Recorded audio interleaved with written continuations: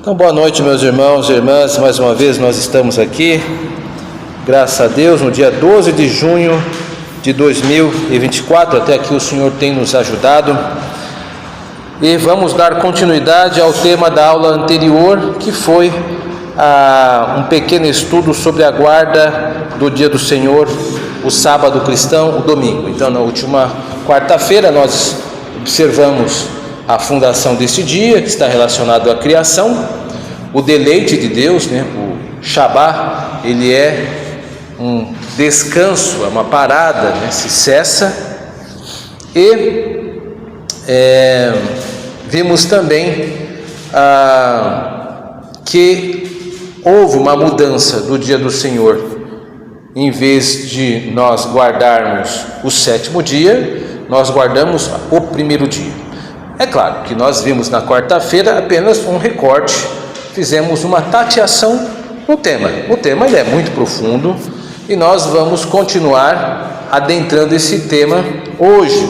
Então hoje esse tema receberá mais algumas camadas, podem não parecer muitas, mas com as de anterior nós já estamos desenvolvendo uma teologia sabática, uma teologia do dia do Senhor.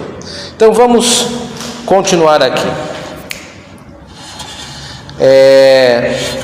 Nós vamos hoje ver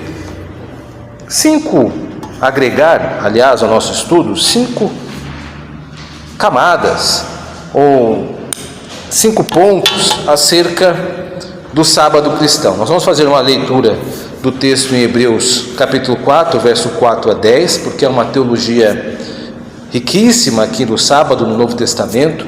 A Epístola aos Hebreus é uma carta escrita sob o olhar de uma segunda geração, já do Novo Testamento. Isto é, não são necessariamente os apóstolos que estão escrevendo, o autor de Hebreus não se coloca como um apóstolo, embora seja escrito pela autoridade apostólica, porque é um livro do nosso cânon. Nós também veremos como a teologia do sábado refletiu em outros documentos da Reforma Protestante, sobretudo o Catecismo de Heidelberg. Também nós veremos um pouco sobre a correlação entre o sábado do Antigo e do Novo Testamento. Quais são as correlações? Nós visitamos esse tema, vamos reavivá-lo. Nós também vamos ver que existem vários tipos de sábado. Este tópico é interessante porque geralmente estamos sempre associando o sábado com o sétimo dia ou o sábado só por parar, e nós vamos ver que biblicamente tem outras aplicações. E também, por fim, vamos ver aí os trabalhos de exceção. Na última quarta-feira perguntaram acerca do que se pode fazer no sábado, quais são as exceções que se pode, ou os trabalhos que se podem executar no sábado. Então é isso, então vamos lá aos poucos. Vamos começar por uma leitura do texto de Hebreus, no capítulo 4, verso 4 a 10. Há aqui alguns comentários que vou fazer no decorrer, mas eu estou farei a leitura dentro da tradução NVI. A tradução NVI é uma tradução que ela um pouco mais moderna que a Almeida Revista Atualizada. Ela nos oferece um pouco mais na questão da comunicação. Há também um interessante fato da maneira como ela trata o sábado aqui, que é um pouco diferente da área. Vamos lá. Diz assim o nosso texto: visto que nos foi deixada a promessa de entrarmos no descanso de Deus, que nenhum de vocês pense que falhou, pois as boas novas foram pregadas também a nós, tanto quanto a eles. Eles quem? Os israelitas que morreram no deserto. O autor de Hebreus, contexto anterior, estava falando que os israelitas, eles morreram no deserto porque não exerceram a fé. Por isso que ele está dizendo que a promessa não falhou do descanso, ainda que os sujeitos não tenham aplicado fé. Continuando: mas a mensagem que eles ouviram de nada lhes valeu, pois não foi acompanhada de fé por aqueles que ouviram. Pois nós, os que cremos, é que entramos naquele descanso, conforme Deus disse: assim jurei na minha ira, jamais entrarão no meu descanso. Isso é um texto que ele está citando de Salmo 95, verso 11. Embora suas obras estivessem concluídas desde a criação do mundo. Vamos parar por aqui. Então, interessante esse pequeno segmento, porque O autor de Hebreus está trazendo o sábado não como o dia da semana, mas como um descanso, onde Deus, ele descansou. E a pergunta: os israelitas descansaram? Ele vai dizer não. Mas se Deus descansou, por que eles não descansaram? Então ele está criando uma certa tensão teológica. Há um comentário muito feliz de Kistemaker, que é um comentarista. Ele diz o seguinte: o que é o descanso de Deus? Depois que o mundo foi criado, o autor nos diz que Deus iniciou um novo período, um período de descanso. Deus descansou de sua obra da criação ao final do 6º dia, enquanto que para os 6 dias da criação as palavras finais foram: houve tarde e houve manhã. Para o 7º dia, essas demarcações de tempo estão ausentes. Com o 7º dia começou o período de descanso de Deus. Esse descanso se tornou uma realidade para o crente. Ora só, então ele está tomando o texto de Gênesis, que é literal. Veja, isto é interessante para nós, que é um exercício chamado de intertextualidade. Mais adiante a gente pode falar um pouco mais disso. O autor de Gênesis é Moisés, e ele escreveu dentro de uma intencionalidade, e ele é literal. Deus fez o mundo e descansou das suas obras. Cessou o seu trabalho, Shabá, parou. O autor de Hebreus, ele toma este significado e dá uma outra significação. Ele expande teologicamente, por meio de outros autores que vão se agregando, porque ele acabou de citar Salmo 95:11. Então ele está fazendo uma conjunção de 2 textos. Isso acontece muito no direito. No direito, por vezes, um advogado vai ter que fazer algum tipo de petição, então ele conjuga 2 artigos para comunicar ou fortalecer uma ideia. Então o autor está expandindo, por meio do Salmo 95, a ideia de descanso. Ele não está dizendo que Moisés estava errado na narrativa da criação, ele só está expandindo o seu horizonte teológico. Aonde vai parar? Ele vai parar na aplicação de uma ideia que existe um descanso reservado para o povo de Deus, baseado no Salmo 95. Vamos continuar o texto do autor dos Hebreus. Pois em certo lugar ele falou sobre o 7º dia nestas palavras: no 7º dia Deus descansou de toda a obra que realizara. Gênesis 2:2. E de novo, na passagem citada há pouco: jamais entrarão no meu descanso. Portanto, resta entrarem alguns naquele descanso. E aqueles a quem anteriormente as boas novas foram pregadas não entraram por causa da desobediência. Por isso, Deus estabelece outra vez um determinado dia, chamado hoje, ao declarar muito tempo depois, por meio de Davi, de acordo com o que fora dito antes: se hoje vocês ouvirem a voz, não endureçam o coração. Salmo 95, versos 7 a 8. Porque se Josué lhes tivesse dado descanso, Deus não teria falado posteriormente a respeito de outro dia. Assim, ainda resta um descanso sabático para o povo de Deus, pois todo aquele que entra no descanso de Deus também descansa de suas obras, como Deus descansou das suas. Portanto, esforcemo-nos por entrar nesse descanso, para que ninguém venha a cair segundo aquele exemplo de desobediência. Então, perceba esse movimento extremamente sofisticado do autor de Hebreus. É por isso que o texto de Hebreus ele é celebrado como uma das maiores obras gregas no Novo Testamento, o seu estilo e a sua forma de conexão. Então ele está trazendo-nos aqui para um conceito de expansão da ideia do sábado. Então o sábado não é apenas um dia que Deus parou e disse: bom, eu terminei tudo, a obra da criação cessou, ótimo, vida que segue, vamos continuar. Não. Há um descanso, ainda que aguarda o povo de Deus. Qual é esse descanso? Nós já vamos entrar nisso. O autor já deu aqui as suas deixas. Nós sabemos que é a fé cristã, que é aí que nós vamos entrar, e nós entramos nos descansos de Deus. Mas há uma outra continuação, um fechamento de Kistemaker sobre esse assunto. O dia de descanso é, de fato, um emblema do descanso eterno. Durante o tempo de nossa vida na terra, celebramos o sábado e compreendemos apenas parcialmente o que o sábado descanso envolve. Na vida por vir, experimentaremos plenamente o descanso de Deus, pois teremos entrado em um descanso que é eterno. Então, o descanso é a eternidade com Deus. Nós já entramos nesse descanso? Sim, em Jesus Cristo. Quando nós cremos no Senhor Jesus Cristo, nós estamos iniciando o nosso sábado. Nós estamos dentro de um sábado eterno, que nós estamos vivenciando ainda, não inaugurado, mas não pleno.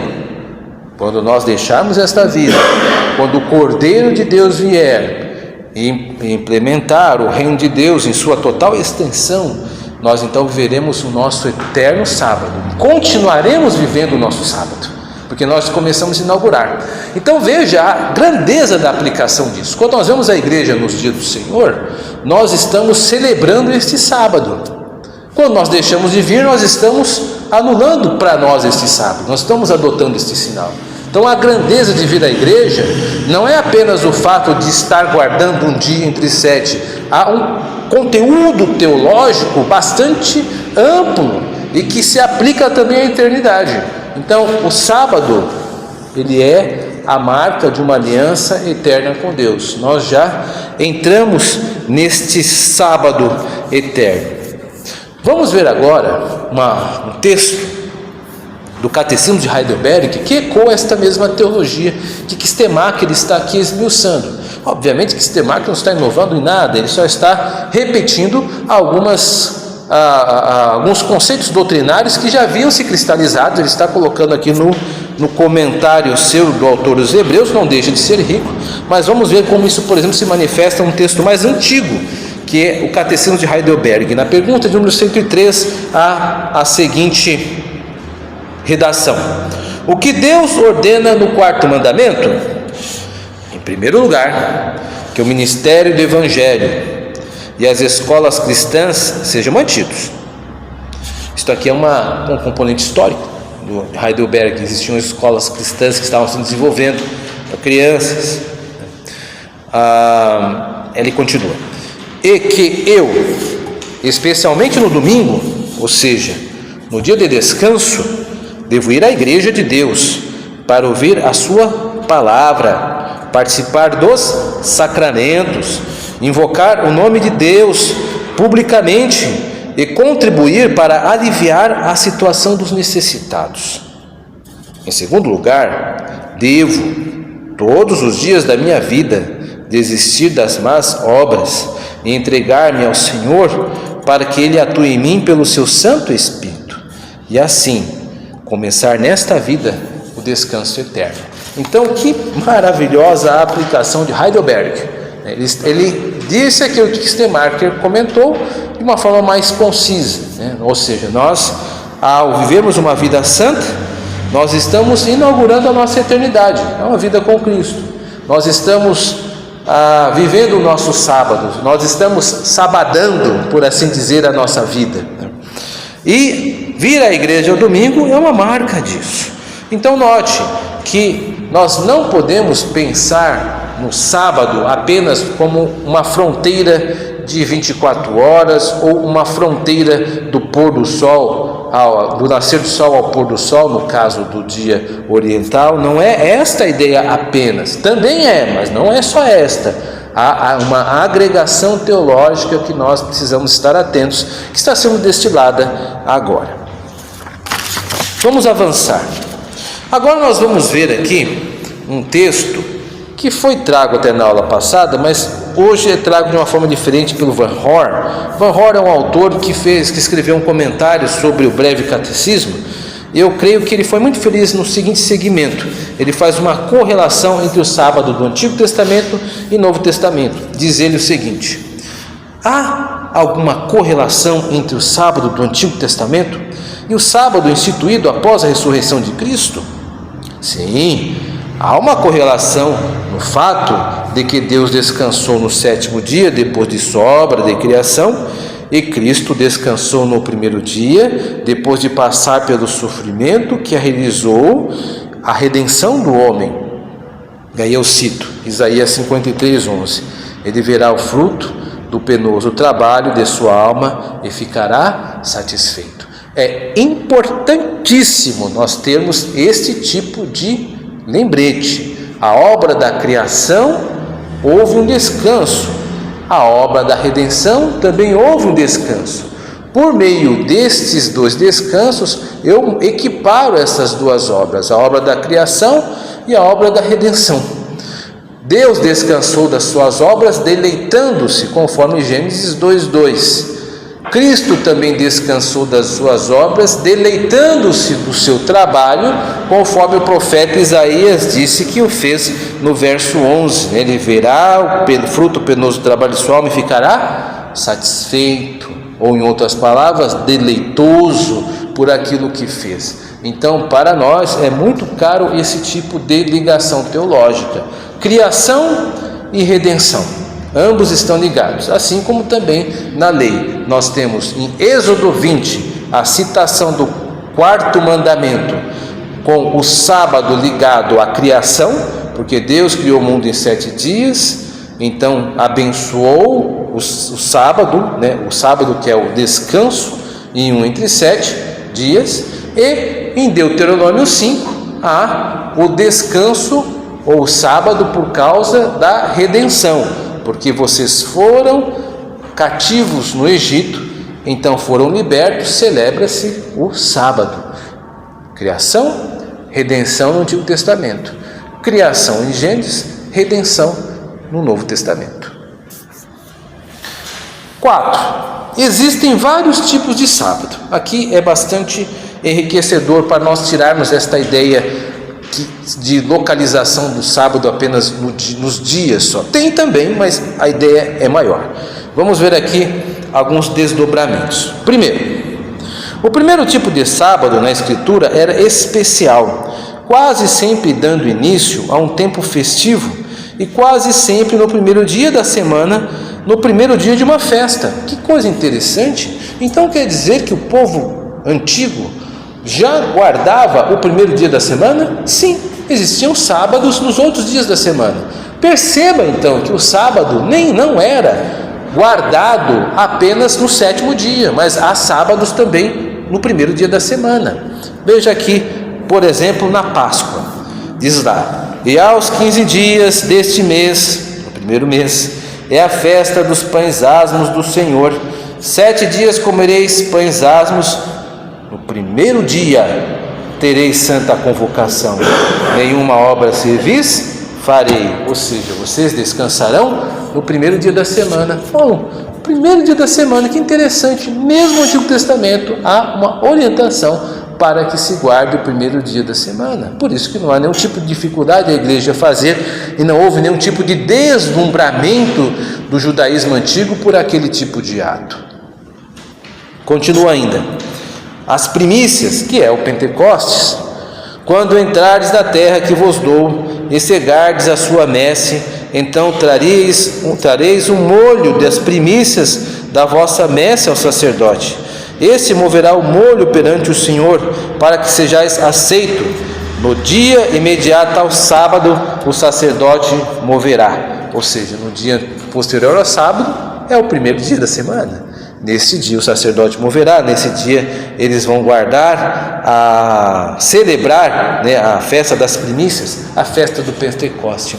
Pentecostes nos lembra algo, nos lembra o derramar do Espírito Santo, que caiu no primeiro dia da semana, porque a festa de Pentecostes era celebrada no primeiro dia da semana, e foi no primeiro dia da semana que Jesus Cristo não apenas ressuscitou, mas que também, um ato seu, já entronizado, ele envia o Espírito Santo à sua igreja, como sinal que foi glorificado, segundo o Evangelho de João 7,39, que diz que os discípulos não haviam recebido o Espírito Santo, porque Jesus Cristo não havia sido glorificado.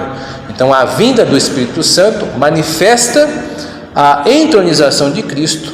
Cristo foi glorificado e a igreja recebeu o Espírito Santo no dia de Pentecostes, no primeiro dia da semana, no dia que Jesus Cristo ressuscitou. Perceba que a teologia do sábado vai se adensando, Segundo tipo era guardado no sétimo dia no Antigo Testamento, ou seja, é o que nós comumente lembramos. Mas há um sábado que precisa ser guardado tanto à libertação de escravos e ao sábado da terra. Veja só, a lei de Moisés previa algumas situações como estas e estabeleceu mecanismos que, se seguidos, abreviariam o sofrimento social dos economicamente fragilizados. Um destes mecanismos foi o ano sabático. Os israelitas, que encontrando-se em dificuldades financeiras, se veem forçados a se venderem como escravos para pagamento de dívida, deveriam ser libertos no sétimo ano. E no tocante à terra, ela deveria repousar, onde os pobres e estrangeiros poderiam tomar de seus frutos livremente. Em outras palavras, o ano sabático, segundo R.D. Vaux, que escreveu um ótimo livro chamado As Instituições de Israel, diz o seguinte: marcado pelo repouso da terra e pela libertação dos escravos israelitas, que significava o perdão das dívidas, o ciclo de 7 anos inspira-se evidentemente na semana de 7 dias, que termina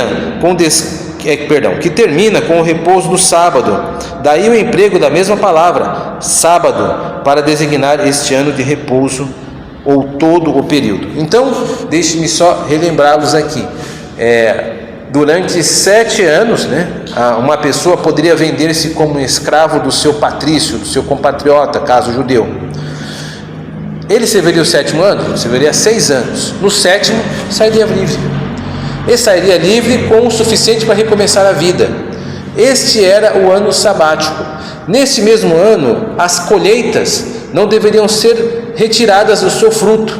Então, olha só que interessante, a pessoa saía livre, com um fundo monetário suficiente para ingressar uma nova vida, e também não se preocupando com o mercado, porque afinal de contas a terra estava livre para que ele pudesse colher da terra livremente. Então era tudo o necessário para se começar uma nova vida. Há, portanto, uma grande preocupação com os pobres no Antigo Testamento.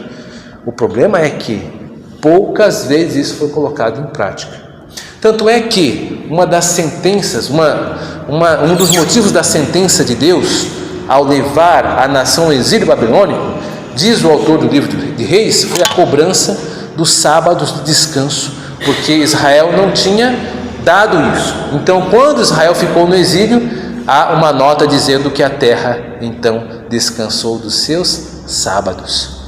Veja só que coisa interessante. Então, os sábados são levados a sério. Israel não levou a sério e acabou sendo exilado também por um desses motivos. Mas perceba então, meus irmãos e irmãs, que quando vocês forem tratar do sábado, é justo tratar do sábado do 7º dia, sim, porque está lá em Êxodo.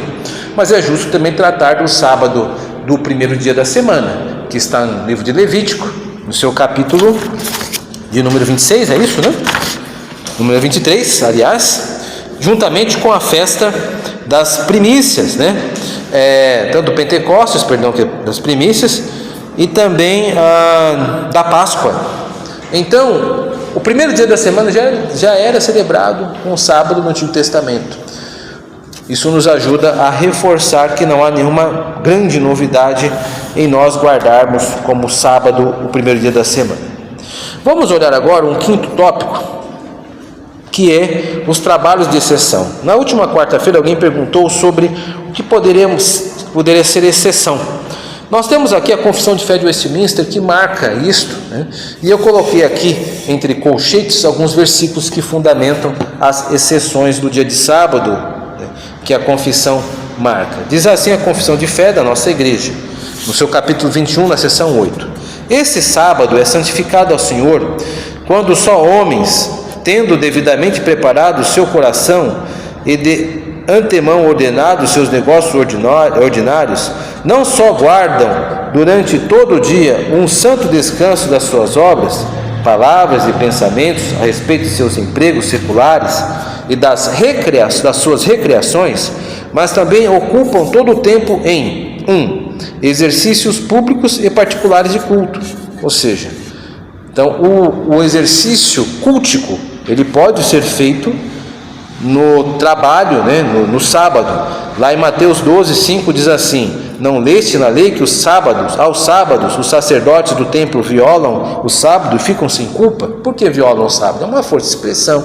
Eles estão lá servindo os pães asmos, colocando na mesa, acendendo o incensário, acendendo o candelabro de 7 braços, né? Todo aquele ritual que precisava ser feito no tabernáculo. O sacerdote fazia isso no sábado também. Então, o serviço religioso, ele é contemplado no dia do Senhor. Então, quem trabalha na igreja, puxa, eu estou guardando o sábado na igreja, mas estou dando aula, porque dar aula é um trabalho. Sim, mas você faz isso dentro desse perfil religioso. Então, você não quebra o sábado.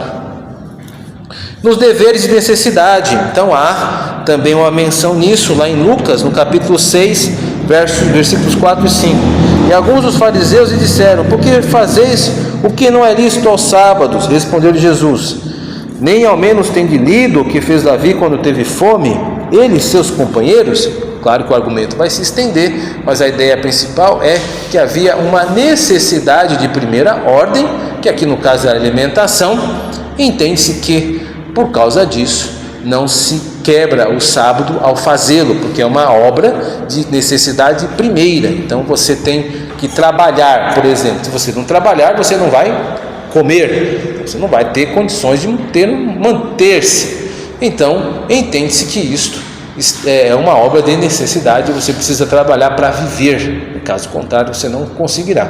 Obviamente, como você é cristão e cristã, você empenhará todas as suas forças para que você possa, no futuro próximo, trabalhar nos dias normais, para que o dia do Senhor seja preservado.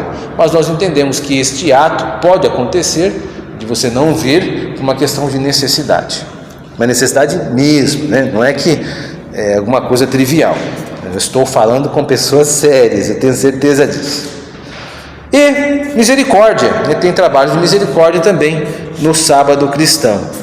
E lá em Lucas, no capítulo 14, verso 5: qual de vós, se o filho ou boi cair num poço, não tirará logo, mesmo em dia de sábado? Ou seja, no dia de sábado também nos é lícito o trabalho de misericórdia. Então aconteceu um problema, alguém passou mal, a gente pega, mesmo se for no sábado, domingo, a gente pega o carro, coloca a pessoa dentro e vamos levar para o hospital. Mas é domingo, é o dia do Senhor, estamos quebrando. Não, mas é para um caso de misericórdia, uma situação de urgência para socorrer a pessoa. Então nós vamos fazer isso sim. Então trabalhos de exercícios particulares de culto, públicos de culto, deveres de necessidade e misericórdia, a nossa confissão entende que podem ser e fazem parte do sábado cristão.